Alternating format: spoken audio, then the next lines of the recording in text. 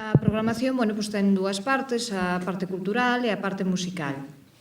En canto á programación cultural, dicir que contamos cunha serie de obradoiros e actividades para os nenos e os non tan nenos. Outra das novidades é un taller de creación musical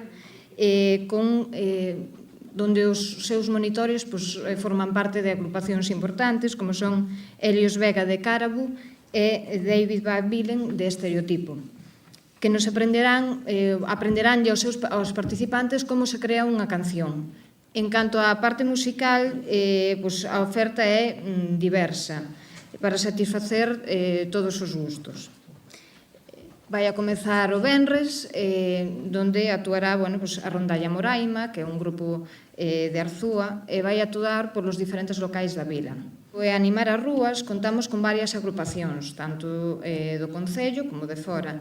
Chegamos deste xeito ao prato forte da festa, que tanta xente nos trae a Arzúa, que son os concertos do sábado á noite, que seguen sendo gratuitos. E así, o sábado, o primeiro deles será o de KCO, Jazz Magnetims, e a continuación actuará We Are Standard, que é un grupo vasco que conta con varios premios. O terceiro concerto da noite será o gañador do concurso do Queixo Maquetón, do que nos vai a falar Xosé Ramón, que son os madrileños Berlina.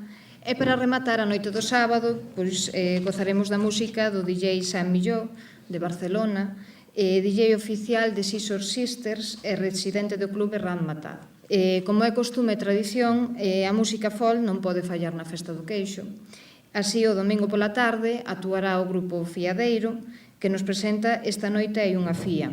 E o broche final poñerá o Treixadura, co seu novo traballo do 20º aniversario, Esta sí que é muiñada.